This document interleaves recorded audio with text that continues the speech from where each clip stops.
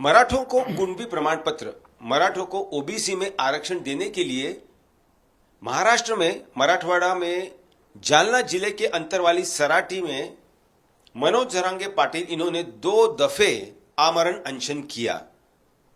महाराष्ट्र सरकार ने इस बार उन्हें पुनः वादा किया है, आश्वासित किया है कि मराठों को आरक्षण ओबीसी में दिया जाएगा। उस तरह के कदम भी महाराष्ट्र सरकार उठा रही है।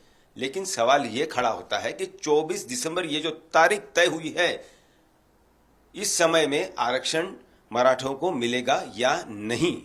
ये जो लड़ाई है आरक्षण की, ये कब शुरू हुई महाराष्ट्र में, कौन कौन सा आयोग बनाया गया, उनका रिपोर्ट क्या आया, कब आया, कौन कौन से प्रधानमंत्री इस कार्यकाल में हुए और उनकी भूमिका क्या रही है, मुख्यमंत्री जो महाराष्ट्र में हुए हैं उनकी भूमिका मराठों को आरक्षण देने में क्या रही है, इस बारे में बात करते हैं, समझ कर लेने की कोशिश करते हैं और बात करते हैं ऐसे व्यक्ति से जिसने मराठों को आरक्षण देने के लिए एक बड़ा संघर्ष खड़ा किया अन्य मराठा नेताओं के साथ 2016 में। आज उनकी भूमिका क्या है, उनकी भूमिका बदल क्यों रही है। एक बार वो शरद पवार साहब यानी महाराष्ट्र के पूर्व मुख्यमंत्री, कभी केंद्र मंत्री रहे, उनका वो विरोध करते थे, उनके खिलाफ बात करते थे। आज वो शरद पवार इनके पक्ष में बात कर रहे हैं। बात करते हैं प्रवीण दादा गायकवाड़ जो के संभाजी ब्रिगेड के प्रदेश अध्यक्ष हैं।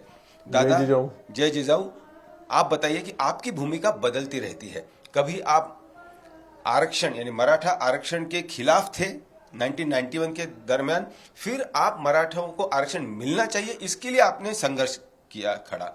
आज ऐसा देखने को मिल रहा है कि आपने न्यूट्रल भूमिका ली हुई है। आज आप शरद पवार साहब के पक्ष में हैं, कभी आप शरद पवार साहब के विरोध में हुआ करते थे। ये भूमिका क्यों बदल रही है और प्रेक्षकों को, लोगों को समझाइए क्रोनोलॉजी कि महाराष्ट्र में कैसा ये आरक्षण खड़ा हुआ, कब शुरू हुआ और क्या कैसी लोगों की भूमिका रही है। महाराष्ट्र में आरक्षण की जो मांग है वो 1980 में मराठा के जो नेता थे कैलाशवासी आमदार अण्णासाहेब पाटील, उन्होंने एक आंदोलन किया था 1982 में। तो उन्होंने कहा था कि फाइनेंशियल जो दृष्टिकोण है इसको हम आर्थिक आरक्षण के बारे में उन्होंने अपनी राय रखी थी। और जो मंडल कमीशन का रिपोर्ट आया था 1980 में, उसको ध्यान में रखते हुए उनका कहना था कि लोग इस देश के गरीब हैं और जाति के आधार पर आरक्षण देने का उन्होंने विरोध किया, यानी कि मंडल कमीशन को विरोध किया था।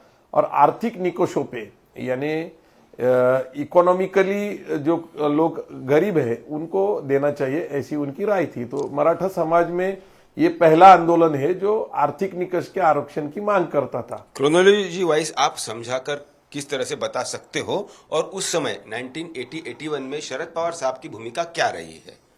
नहीं, देखो क्या है कि जब ये आरक्षण का मसला खड़ा हो गया, उस टाइम हम पीछे जाके देख सकते हैं कि जो आरक्षण का जो मामला है वो इस देश में इस तरह शुरू हो गया था कि सबसे पहले हमने अपनी राज्य घटना तैयार होगी, यानी कि अपना कॉन्स्टिट्यूशन, वो हमको मिलता है 26 जनवरी 1950। तो कॉन्स्टिट्यूशन में 340 आर्टिकल में रिजर्वेशन के बारे में उन्होंने लिखा है कि ओबीसी जो रिजर्वेशन है अदर बैकवर्ड क्लास के लिए आपको कमीशन बनाना है। तो वो जो पहला कमीशन बना था वो 1953-55 में बना था, उसका नाम था काका कालेलकर आयोग। ये एमपी हुआ करते थे और इन्होंने पहला आयोग जो था उन्होंने 2 साल अपने पूरे देश में घूम के पूरा अभ्यास किया और उससे उन्होंने 2399 कास्ट आइडेंटिफाई किए कि वो ओबीसी है।